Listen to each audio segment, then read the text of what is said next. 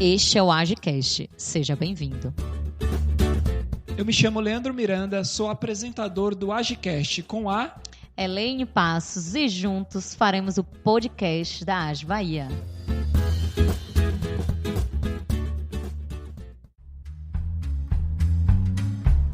E o tema deste episódio é como os processos de franchise podem ajudar a alavancar os resultados da sua empresa. E o nosso convidado de hoje é Leandro Thompson. Ele é fundador de gestão de franquias, palestrante e especialista em franchise e cofundador da agência Master.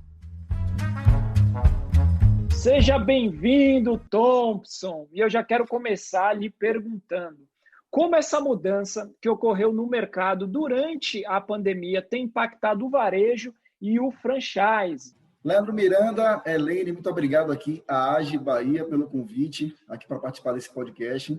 Seguinte, essa pergunta ela é muito inteligente, é uma pergunta estratégica. Quero agradecer aqui esse convite especial. Leandro, é o seguinte, antes de falar sobre essa questão de como esse momento que a gente tem vivido impactou o varejo ou o franchise, eu quero só colocar algumas questões. Para quem ainda não sabe, o franchise ele é uma estratégia de distribuição de canais. Ou seja, qualquer empresa, qualquer loja de varejo, ela tem um CNPJ. As franquias também têm um CNPJ. Algo que eu venho buscando alinhar é que toda a empresa ela pode ou não ter potencial para ser uma franqueadora de sucesso. Mas é claro que existem vários critérios para esse processo acontecer. Partindo do pressuposto, nesse momento especial do franchise, nós vínhamos de uma crescente nesses últimos anos no segmento de franchise, uma média de crescimento de 8%. Isso segundo os dados da Associação Brasileira de Franchise. Só que nesse momento agora que a gente tem vivido, apesar desses desafios que todos nós estamos vivenciando, não só o mercado de franchise, mas o varejo como um todo, nós tivemos realmente um decréscimo muito grande, sobretudo na nossa capital, desde março até os momentos atuais. E, particularmente, o mercado de franchise, ele traz alguns benefícios para quem faz parte dessa rede. Diga-se de passagem que um mercado de franchise, ele acaba atuando com processos bem estabelecidos, isso ajuda muito na produtividade da rede, desde quando a cultura do seu franqueado é passada para toda uma rede. Então, o pequeno varejo, por exemplo, que é estabelecido por um empresário, ele com certeza passou muito maiores desafios do que o mercado de franchise. Então, como é que impactou? Por exemplo, o primeiro impacto que veio, já que o último boletim da Associação Brasileira de Franchise, ele considerou que um dos mercados que foram mais abalados pela questão da pandemia foi justamente o comércio. E a maior rede de lojas que nós temos hoje dentro do franchise é justamente o mercado de varejo, ou seja, o grande varejão. Então, esse foi o primeiro impacto. As lojas fecharam. E como é que agora nós podemos atender o cliente e continuar com as lojas abertas? Só para você ter uma noção, peguei um dado juntamente com o IBGE, que foram fechadas em média de 500 a 700 mil empresas, empreendimentos, né, durante esse período de pandemia. Mas pasme que as redes de franquias, elas têm um diferencial. As franqueadoras, que são as empresas que detêm a marca, elas conseguem, de uma maneira, e escoar todo o processo e transmitir o know-how para as empresas de uma forma mais assertiva. Esse é um dos diferenciais de você fazer parte de uma franqueadora. Por exemplo, você tem uma empresa do mercado de colchões, do mercado de cama, mesa e banho. Se acontece um movimento como esse, rapidamente tiveram empresas que elas criaram um centro de informações com reuniões diárias para justamente atender os protocolos da crise da saúde. Elas fizeram um processo de reuniões diárias com supervisores e gestores de cada etapa no Brasil, porque tem redes como a Boticário, por exemplo, de cosméticos, que também tem lojas e precisaram atuar rapidamente para não ser impactado tão forte, porque as lojas fecharam. Então, os impactos, eu costumo falar em 3 pilares desses impactos. O impacto na gestão, que envolve gestão financeira, gestão de pessoas, gestão operacional, e a parte também da gestão jurídica do negócio. Segunda questão, as empresas começaram a repensar a questão como é que vai ser feito o marketing das empresas. Era um marketing muito voltado para o promocional e um marketing físico. Esse marketing começou com o advento da questão do physical, que é a mistura do tradicional, offline, juntamente com online. Começaram a repensar como é que a gente pode trabalhar com a experiência de compra com esse cliente, já que hoje nós atuamos não só na geração Z, nós atuamos também com a geração Y. E como é que a gente consegue fazer uma conversão, não somente da venda, mas de uma experiência de compra, para que eu possa me manter vendendo. E a terceira, e importante balizador disso, eu costumo dizer que é a venda. Não adianta eu ter uma boa gestão estruturada da empresa se eu não consigo fazer um bom marketing. Não adianta fazer um bom marketing se eu não tenho uma venda. Então, esse tripé, a gestão, o marketing, a vendas, que eu chamo do método GMV, ele tem que estar linkado com um olhar o que o André Friedman, o que é o presidente da Associação Brasileira de Franchise, fala, que é cooperação junto com competição. Hoje não existe uma sustentabilidade no mercado, não só de franquias, mas como o mercado como um todo. Como eu falei, qualquer empresa de franquias, ela é uma empresa como qualquer outra. Ela vai ter pessoas, ela vai ter um CNPJ e vai ter processos. Então, se eu não entro no mercado, mesmo que eu tenha concorrentes, não veja isso como um fator preponderante para o meu sucesso de cooperação, eu não consigo sobreviver. Então, se eu pudesse sumarizar essa questão de quais são os impactos que essa pandemia trouxe para o mercado de franchise, foi isso. Uma redução, claro, gritante do número de empresas, porque, como eu falei, de 500 mil a 700 mil empresas foram fechadas no Brasil, muitas delas foram franquias. Agora, é claro que o mercado de franquia acaba sendo um pouco mais blindado, porque existe uma estrutura das franqueadoras. Então, nesse cenário, é muito importante avaliar, sobretudo, uma das principais coisas que eu pude ver na ponta foi assim, avaliar o seu financeiro. Como é que está o fluxo de caixa? Segundo fator, existe possibilidade de eu poder promover um outro produto dentro dessa cadeia de suprimentos, porque às vezes a empresa veio de um processo muito físico, offline, e de repente o perfil de compra do consumidor, com a quantidade de desempregos que aconteceu um fenômeno também. Não sei se vocês sabem ou souberam, mas a quantidade de empresas que abriram foi sem precedentes no Brasil durante a pandemia. Elas giraram em torno de 300 mil novas empresas, segundo os dados do IBGE e do Serasa. Então, ao tempo que se fechou empresas, sobretudo os maiores afetados foram micros e pequenos empresários, mas também, por outro lado, abriram muitas empresas. Por quê?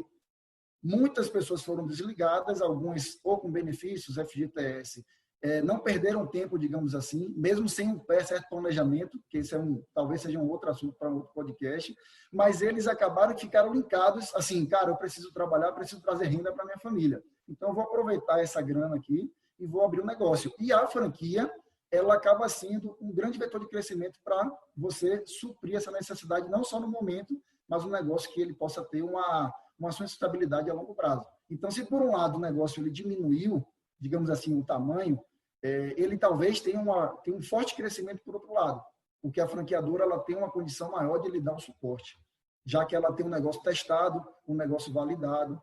Não é a primeira crise que nós passamos.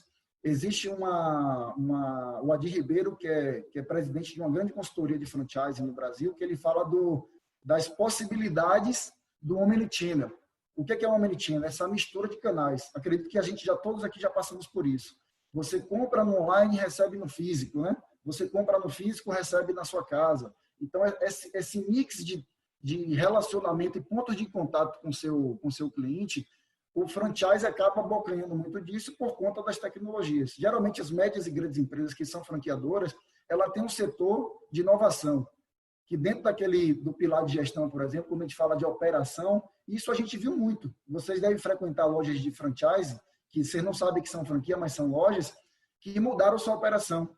Do ano passado para cá, por exemplo, as empresas que já passaram por uma transformação digital, e não é só a transformação tecnológica em si, na ponta. Você compra, por exemplo, por um site, agora você vai comprar por um aplicativo. É aqui, a transformação digital, ela está na mentalidade. Porque imagine, você tem uma cadeia de lojas, de 2.000 lojas no Brasil, e você tem uma nova tecnologia, um novo processo que vai acontecer, e você passar para uma loja apenas, e você passar a diferença para você passar isso para 2.000 lojas. Então, tem que ter um nível de cultura muito forte, uma gestão e liderança bem estabelecida. É muito trabalhado o endomarketing juntamente com a equipe lá, não só com a equipe de vendas, mas a equipe operacional, financeira, como toda a empresa. Então, esse, ao meu ver, seria um dos critérios quando a gente fala de impacto, né? Que essa pandemia trouxe, não só para o segmento de franchise, mas o segmento de varejo como um todo. Muito bom, Leandro, muito bom. E é interessante quando você traz todos esses pontos, né, alinhados à estratégia, aliados ao marketing, à forma de venda, eu queria ouvir de você, né, quais mudanças, né, essa quarentena trouxe na jornada do cliente para as franquias. Porque você falou que mudaram muitas estratégias, mudaram muitas formas de pensar e de agir, né? Só que teve essa pontuação, né? Esse dado interessante de X empresas fecharam, mas X empresas abriram, né? Como é que é isso na jornada do cliente? Né? As várias possibilidades, sim, que existiram. Quais seriam essas possibilidades? Elaine, é muito bom você fazer essa pergunta. É uma pergunta desafiadora, porque existe até nas universidades hoje de pesquisa, elas estão trabalhando muito com aprender fazendo, que é o que a gente chama de educação 5.0. Então, hoje a gente está aprendendo fazendo, no franchise, no varejo, nas nossas vidas em si, né? Eu costumo dizer que antes, atrás do CNPJ, existia um CPF, feito de pessoas. Então, a gente entender essa jornada do cliente é algo fundamental.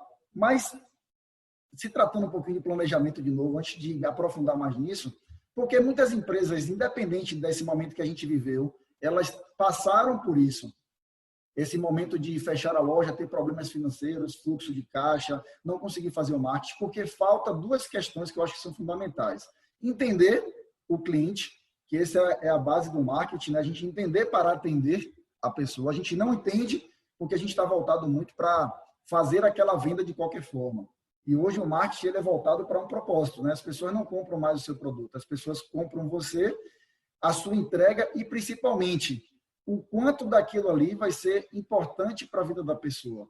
Então, inclusive essa nova geração que meio que entrou agora para essa, enquanto adultos, eles já vêm já são digitalizados. E essa percepção social, com diversos pontos de contato, eles são muito importantes. Então, quando você fala de jornada de compra, eu queria só esclarecer o que é jornada de compra. Jornada de compra nada mais é do que essa questão do roadmap. É o passo que eu vou dando enquanto eu estou fazendo aquele processo de compra. Ah, mas isso é só dado na loja? Para a gente que tinha uma visão muito offline, vou numa loja, né? Olho para a vitrine, verifico aquele produto, às vezes sou abordado ou não por um atendente, por um vendedor, decido entrar na loja por algo que me chamou a atenção. Entro na loja, vamos imaginar, escolho o produto, o vendedor me atenda, eu faço aquele pagamento e saio da loja. Ah, então aquela venda acabou ali. Esse era, de uma certa forma, condicionadamente, como se fosse um conceito da jornada de compra, que era feito, eu vou trazer um pouquinho para o marketing digital, que é chamado de jornada de compra em 4 passos. Essa, para mim, foi a principal mudança que teve nesse conceito. O primeiro passo, Elaine, se a gente puder falar aprofundando mais um pouco esse tema, que é a parte do aprendizado. O primeiro momento é a aprendizado descoberta daquele, o que a gente chama de persona, né, no marketing, mas pode ser alguns características como público-alvo. Enfim, a gente, enquanto pessoa, é um ser humano que está ali sendo identificado com o comportamento humano.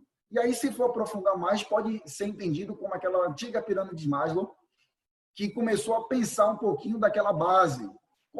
Quais são as necessidades fisiológicas básicas daquele ser humano, que a gente pode atendê-lo para que a gente possa, de fato, fisgá-lo. Então, nesse momento de aprendizado, é importante que a gente, enquanto condutor do aprendizado, digamos assim, ou lojista, ou digital, possa conduzir você nesse roadmap de uma forma que eu comece a conduzir como é que eu posso falar? O meu conhecimento do produto. Ao ponto que eu vou evoluindo nessa questão, terá mais interesse e atenção do meu prospect, né? Do meu possível consumidor. E aí, essa pergunta que você fez, eu vou parar nessa questão do segundo passo, só para poder aprofundar mais e clarear. Pare para pensar que você tinha uma loja, beleza? Uma loja física em determinado bairro. E aquele bairro que você está, ou naquela cidade, aquele público consumidor tem um determinado comportamento. Então, quando ele compra aquele produto, naquele comportamento, que vamos imaginar que você era apenas um empreendedor que olhava para aquele ponto de venda, aquele cliente era um número que comprou uma camisa no valor de R$100, de R$50, de R$30. E aquele cliente começou a não ir mais na sua loja. E aí você fez o quê para poder ver? Você ligou para ele, você fez uma pesquisa, você começou a avaliar. Olha o impacto que a questão da pandemia trouxe. O cliente não poderia mais ir na rua comprar aquele produto. E aí, você faz como para poder vender? Essa é uma pergunta. Segundo, como é que você consegue manter a experiência de compra? Porque, como eu falei, o cliente não está comprando somente o produto, ele compra a experiência. Ele, cara, sabe, todo mundo que, vou dar um exemplo assim mais gritante, mas todo mundo que me fala que foi na Disney, a pessoa não fala assim, aquela montanha-russa foi maravilhosa. Não fala isso para mim. A pessoa não fala. A pessoa, caramba, que lugar maravilhoso, porque a Disney, cara, fala da experiência. Tem até uma história do Eric Pena, um palestrante, que fala sobre encantamento, que ele fala de um ponto muito importante, que é isso, que a filha dele foi num certo brinquedo, e quando ela foi, ela estava com sorvete na mão.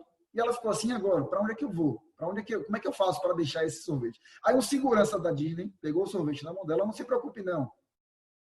Fique tranquila que quando você acabar o brinquedo, eu te devolvo. Cara, quando ela chegou no final do brinquedo, ele chegou com um sorvete novinho para ela.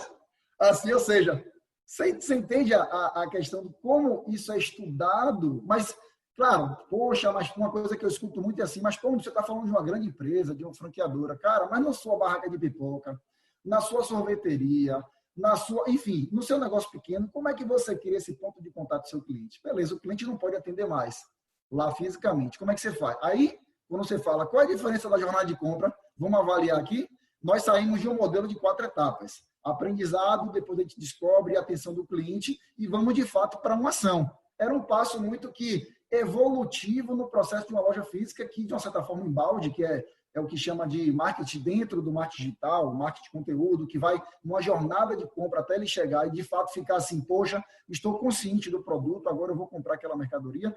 Ele sai de uma etapa para uma coisa que eu vou resgatar do Murilo Gun, que ele chama de brainstorm e brainwriting, que é você, além de fazer o brainstorm com a sua equipe, você escrever para ver pontos em comum daquela experiência que cada um teve. Porque se eu perguntar aqui, quer ver, por exemplo, nós 3 possivelmente já corremos, né? Fizemos atividade física, talvez na mesma praia, no mesmo lugar, ou fomos ao mesmo shopping, ou comemos a mesma comida em algum local. Se eu for perguntar qual é a experiência que cada um de nós tivemos naquele momento, vão ter várias situações diferentes que vão ser diferentes. Ou seja, pode ser porque está com a família, porque algum atendimento foi diferente, porque talvez o prato estava de uma maneira melhor colocada, talvez alguém marcou lá no Stories aquela experiência, aí a empresa entrou em contato com você para agradecer o seu contato. Você entende como ela sai de um, como é que eu posso dizer? O perfil de compra do consumidor, ele mudou e a jornada de compra mudou. Então, 2 pilares importantes que são assim essenciais é, primeiro, entender muito o seu cliente, estudar o seu cliente, sabe, dissecar ele. E o segundo ponto é mapear o seu cliente. Como é que ele faz para poder chegar e fazer essa compra? E eu não estou dizendo somente de grandes empresas, não, pequenas empresas. Como é que eu faço? Por exemplo, tenho um atendimento que eu estou fazendo para uma pizzaria. Essa pizzaria já foi física há anos atrás e ele está agora reabrindo ela para ser delivery. Qual a experiência de compra que esse cliente faz e o que faz ele, de fato, comprar da sua pizzaria? É claro que são estudadas várias coisas, mas se tratando da jornada de compra, o cara começa a pensar, né? O que faz esse cliente comprar com você? Como é esse cliente, né? Ele é um cara que consome que tipo de produto? Qual é o momento que ele consome esse produto? O que faz ele não comprar o seu produto?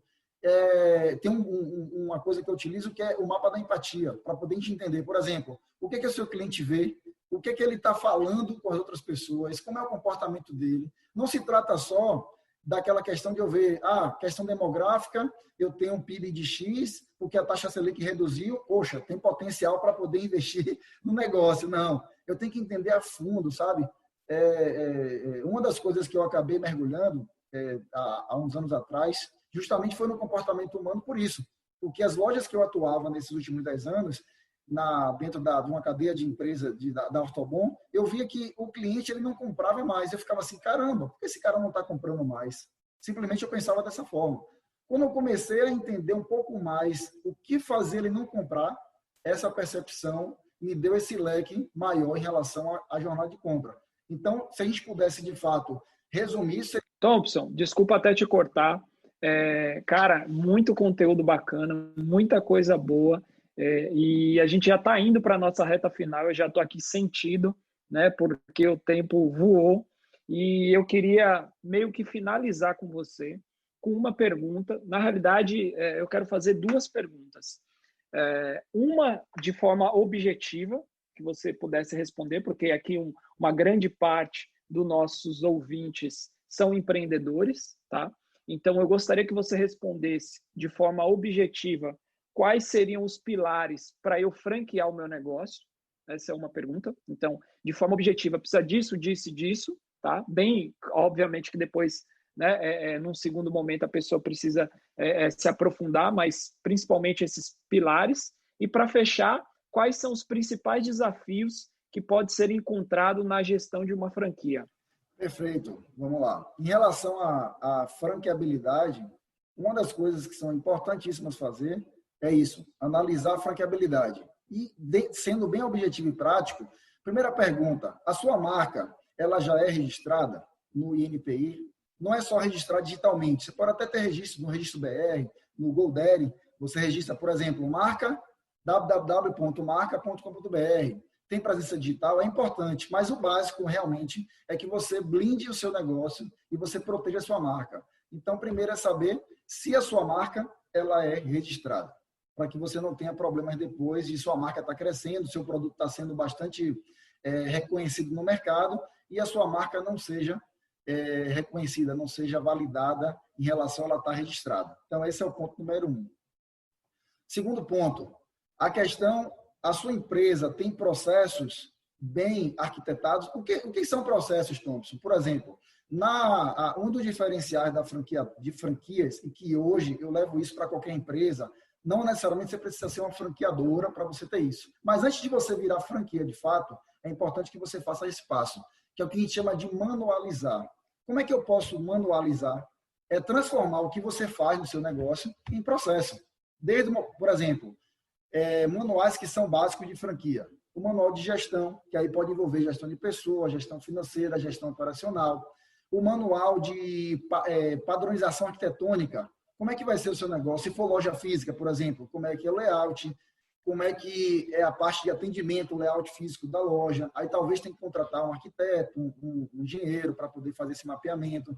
Outra situação importante dentro dessa proposta é você ter um manual de marketing, como é que o seu futuro franqueado ele vai atuar em todas as questões de marketing na sua empresa. Esse franqueado vai poder ter um site próprio, sim ou não? Como é que é feito isso? Seu franqueado ele pode ter um Instagram da empresa na cidade dele, sim ou não? Como é que é feito isso?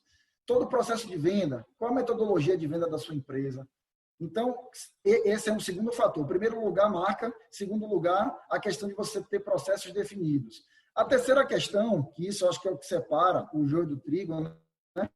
É uma brincadeira que fala, né? A mãe chora e o menino chora e a mãe não vê, que é o contrato de franquia. Existe uma lei de franchising, inclusive ela foi atualizada em dezembro de 2019 e foi assinada pelo presidente Jair Bolsonaro. Em março entrou em vigor, que assim, é mais do que obrigatório você ter um contrato de franquia. E nesse contrato de franquia e na lei de franchising, ela prevê que você tem uma circular de oferta de franquia. Então, é uma peça jurídica, que é um advogado que tem que fazer, especialista em franchising, aonde tem vários pré-requisitos. E um deles, por exemplo, ele preza pela transparência, que é você, como se fosse o seu plano de negócios, detalhado, várias informações importantes, desde a parte operacional, vendas, financeiro, para que você possa entregar aquilo ali para o candidato interessado em comprar o seu negócio, dele saber se realmente o negócio tem resultado, qual é o período de retorno, o payback, qual a lucratividade, qual a taxa de rentabilidade, para que ele possa comparar. Porque o franqueado, apesar dele ser sugerido, a maioria das franquias, a pessoa ser um cara que opere o negócio, não ser apenas um investidor, ele vai comparar, vale mais a pena abrir essa empresa ou investir lá a fazer a aplicação. Eu tenho que comprar um imóvel para alugar ou vale mais a pena empreender? Então, isso tem muito a ver com o perfil do franqueado, que eu digo que isso é importante, na minha opinião, que a pessoa que, quando fala assim, como é que eu faço para transformar a minha franquia em franqueadora? Então, um outro passo é isso. A minha franqueadora, ou melhor, a minha empresa, quando ela vai se transformar em franquia, ela vai mudar possivelmente os KENAIs. O que é o KENAI, né? É aquele código que caracteriza a natureza de operação. Você vai ser como? você não vai ser mais uma loja, vamos imaginar que você esteja no simples. Quando você passe uma empresa para franqueadora, seu faturamento vai mudar, sua forma de operação muda. Existe um QNAI específico para quando você vira franqueadora. Então, é importante você ter um contador do seu lado, muito assim, especialista também nisso, para que ele possa te orientar e dizer, cara, você vai mudar. Então, esses são alguns dos pilares, tem outros, tá, Léo? Mas pilares básicos para você transformar a sua franquia em franqueadora. Claro que tudo começa com avaliação diagnóstica de um consultor, de uma consultoria especializada, que não entenda apenas só de franquia, que já é um grande mundo, né? Mas que entenda assim, ir por dentro da sua empresa e falar, cara, você tem que melhorar por isso, por aquilo. Porque o projeto de franquear a empresa hoje, isso, pequenas e médias e grandes consultorias de franquias, gira em torno de 6 meses para você franquear a sua empresa, para passar por todo esse processo, porque muitas vezes você pega uma empresa, ela não está muito bem organizada. Então, tem que organizar a casa para ir para fora. Agora, antes de falar sobre essa questão, Leandro, do impacto, né, ou de algumas dicas que eu possa dar para os empreendedores, um fator importante para fechar essa questão, sumarizar isso aqui, em relação às franquias, né, se transformar em franqueadora, é o fato do tempo. Muitas franquias hoje, ou franqueadoras, ou pessoas interessadas em franquear, elas abriram sua empresa e já querem começar a franquear. Então, assim, no próprio circular de oferta de franquia, no contrato de franquia, lá não tem assim, obrigando você a fazer isso. Mas se eu sou um empreendedor, eu vou te perguntar, cara, quem são os últimos franqueados que tiveram e saíram do negócio, se caso você tenha sido franqueado? Outra pergunta, se você não é franqueador ainda, eu vou te perguntar, quanto tempo tem o seu negócio? Qual é a venda que você fez no ano passado? Às vezes o cara abre uma empresa, claro, você pode pensar em ser franquia, ótimo, porque você já organiza a casa. Mas assim, primeiro passa um tempo com a empresa, depois abre uma filial e começa a testar essa operação de fornecimento de produto, logística, liderança, gestão, transferência de know-how. Faz essa parte inicial para depois ir para o segundo passo. Então, aqui não sei se eu respondi essa primeira etapa, mas é muito por isso. E na segunda parte, Leandro, que você perguntou, só recapitulando, você perguntou a respeito de como é que esses empreendedores podem lidar hoje no mercado. Só repete para mim essa segunda pergunta. Os desafios, né, que seria de uma franquia, para a gente finalizar. Pronto, então, para poder finalizar, essa é uma pergunta que eu digo que é uma pergunta da bola de cristal. Uma pergunta difícil, mas é uma pergunta proposital, porque leva a mim, a você, Helene, que somos empreendedores, e vocês aqui que estão participando desse podcast, a refletir o seu modo de pensar e a repensar, recriar, reinventar o seu modelo de negócio.